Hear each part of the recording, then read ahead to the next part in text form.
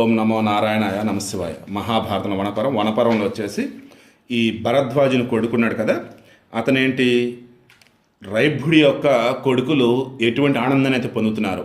రైభుడి యొక్క గొప్పతనాన్ని 10 మంది పొగుడుతుంటే నేను కూడా అలా ఉండాలనుకున్నాడు. ఇక అప్పుడు ఘోర తపస్సు చేస్తున్నాడు. మొదటి ఇంద్రుడు వచ్చేసి, అరే బాబు ఇలా అయ్యేది కాదు, నువ్వు కూడా కరెక్ట్ వేలో వెళ్ళు, అన్నీ నేర్చుకో అని చెప్పేస్తున్నాడు. మరలా అలా కాదని చెప్పేసి మరలా ఘోర తపస్సుతో తపఫలాన్ని సాధిస్తూ దేవరాజని ఇంద్రుడిని తప్పింపజేశాడు అని మేము విన్నాం. యవక్రీతుని తపస్సును గమనించి మళ్ళీ ఇంద్రుడు అతన్ని సమీపించి వారిస్తూ ఇలా అన్నాడు, ప్రారంభించి నీ ప్రయత్నం ఫలించేది కాదు, నీ ఆలోచన సరైంది కాదు, నీకు నీ తండ్రికి వేదాలు భాషిస్తాయి.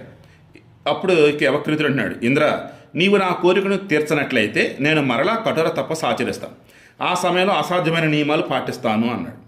నీవు నా పూర్తి మనోరథాన్ని తీర్చనట్లయితే నా శరీరంలోని ప్రతి అవయవాన్ని క్రమంగా తీసి అగ్నిలో హోమం చేస్తాను. ఈ విషయాన్ని నువ్వు బాగా గుర్తుంచుకో. ఆ మహాత్ముని నిశ్చయం తెలిసినటువంటి బుద్ధిమంతుడు ఇంద్రుడు అతను నివారించే ఉపాయాన్ని ఆలోచించాడు. వెంటనే ఇంద్రుడు బ్రాహ్మణ రూపం ధరించాడు. అతడు తాపసి, 100 ఏళ్ళు కలవాడు, క్షయరోగంతో బాధపడుతూ దుర్బలుడిగా మారాడు. గంగా తీరంలో యవక్రీతుడు ఎక్కడ స్నానమాచరణ చేస్తాడో అక్కడ ఇసుకతో సేతును నిర్మించాడు. బ్రాహ్మణ శిష్యుడైన యవక్రీతుడు తన మాటను విననందువల్ల బ్రాహ్మణ వేషధారి ఇంద్రుడు గంగా నదిని ఇసుకతో నింపసాగాడు. ఇంద్రుడు ఒక్కొక్క పిడికిలతో ఇసుకను గంగలో వేస్తూ యవక్రీతునికి చూపించి గంగపై సేతు నిర్మాణం ప్రారంభించాడు. ప్రయత్నశీలైనటువంటి ఆ బ్రాహ్మణేంద్రుడిని చూసి యవక్రీతుడు నవ్వుకొని అతనితో ఇలా అన్నాడు, ఇదేమి, మీరు దేన్ని కొని ప్రయత్నం చేస్తున్నారు? మీరు ఎంత గొప్పగా యత్నించినా ఇది వ్యర్థమే. అప్పుడు ఇంద్రుడు అంటున్నాడు, ఈ సేతు నిర్మాణం గంగా నదిపై చేస్తాను. గంగను దాటడానికి మంచి మార్గం సిద్ధమవుతుంది.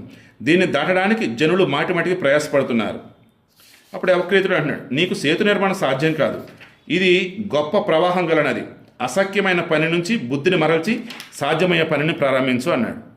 నీవు చదవకుండా వేదజ్ఞానం పొందాలని తపస్సు ప్రారంభించావు, అది అసాధ్యం. అలాగే నేను గంగా నదికి సేతు కట్టని ప్రారంభించడని చెప్పేసి ఇంద్రుడు అన్నాడు. ఇక యవక్రీతుడు అంటున్నాడు, మీ సేతు బంధనం నిరర్ధకమైనట్లే నా ఈ ప్రయత్నం కూడా నిష్ప్రయోజనమని నీవు భావిస్తే సాధ్యమైన దాన్ని ఆచరించు. నాకు మంచి వరాలనిమ్ము, వాటి ద్వారా నేను వృద్ధిని పొంది ప్రతిష్టను గైకొంటాను.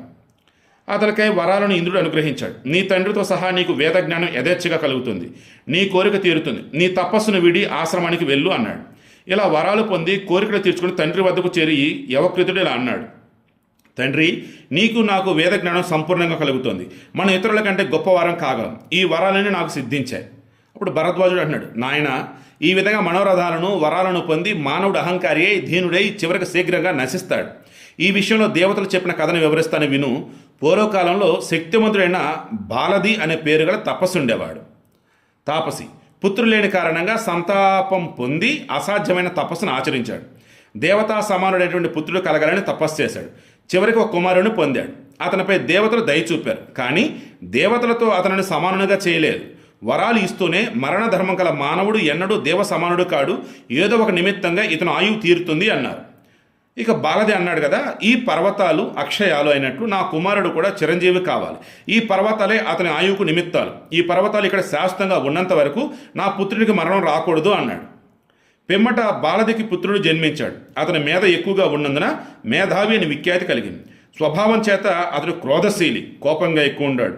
తన ఆయుర్దాయం విషయంలో దేవతల వరదానం విని గర్వంతో ఋషులను అవమానించసాగాడు. మరి తర్వాత ఏమైంది రేపు డిస్కస్ చేద్దాం.